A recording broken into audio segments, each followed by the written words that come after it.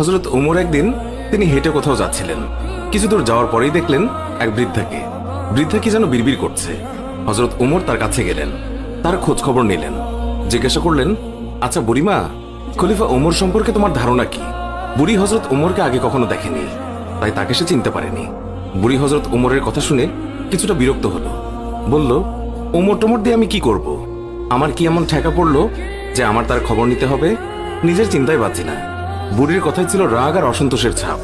হযরত ওমর আবার তাকে জিজ্ঞাসা করলেন, বুড়িমা, ওমরের উপর তোমার এত রাগ কেন? বুড়ি চেঁচিয়ে জবাব দেয়, রাগ হবে না কেন? এই যে সে খলিফা হয়েছে, তো আমায় কি একটা পয়সাও দিয়েছে? নাকি কোনোদিন আমার খোঁজ খবর নিয়েছে যে আমি কি হালতে আছি? ও মানুষ না। হযরত ওমর বুড়ির কথা শুনে বড়ই চিন্তিত হলেন। ঠিকই তো, আমি তো তার তেমন খোঁজ খবর নিতে পারিনি।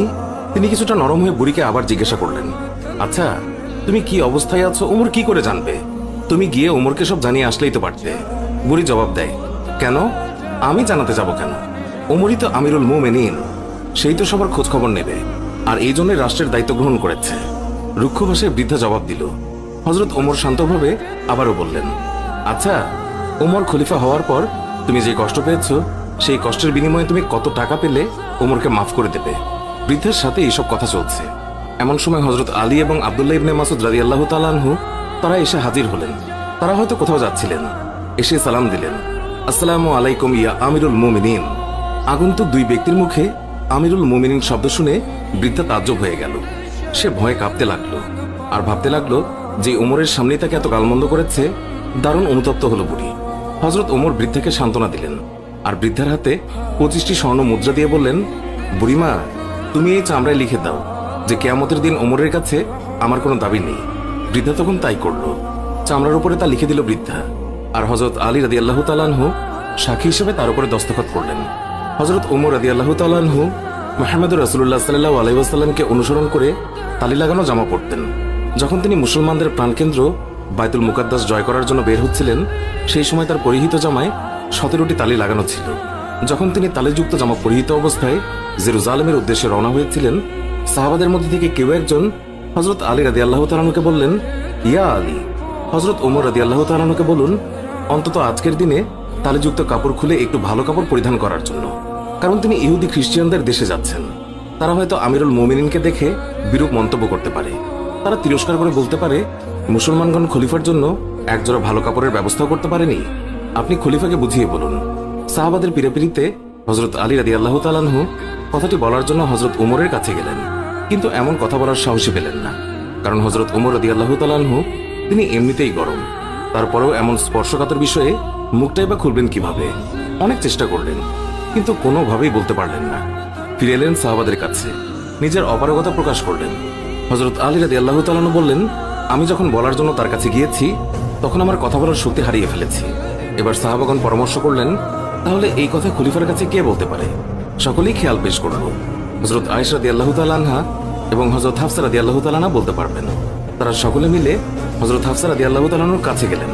হযরত হাফসা রাদিয়াল্লাহু তাআলা আনহা বললেন, আমি রাসূলুল্লাহ সাল্লাল্লাহু আলাইহি ওয়াসাল্লামের স্ত্রী এবং খলিফা ওমরের মেয়ে, কিন্তু আমার পিতাকে এই কথা বলার সাহস আমার নেই। আমি এই কথা বলতে পারবো না। হযরত আয়েশা রাদিয়াল্লাহু তাআলা আনহা বলতে পারবেন।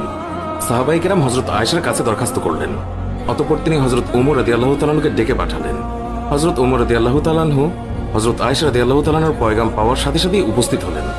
ভারত উপমহাদেশের বিখ্যাত হাদিস বিশারদ শাহ ওয়ালিউল্লাহ হাদিসে দেহলভি একটি গ্রন্থে লিখেছেন যে হযরত ওমর রাদিয়াল্লাহু তাআলা আনহু আম্মাজান আয়েশা রাদিয়াল্লাহু তাআলা আনহার সামনে দোজানো হয়ে তিনি বসে পড়েন।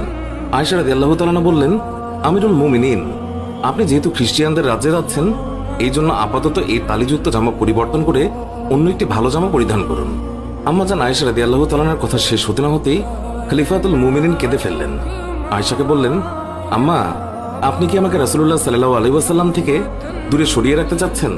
আপনার কি রাসূলের সাথে কাটানো দিনগুলোর কথা মনে নেই, যে দিনের পর দিন নবীজি সাল্লাল্লাহু আলাইহি ওয়াসাল্লাম উপবাস থেকেছেন? 3 দিন পর্যন্ত নবীজি সাল্লাল্লাহু আলাইহি ওয়াসাল্লামের চুলায় আগুন জ্বলেনি।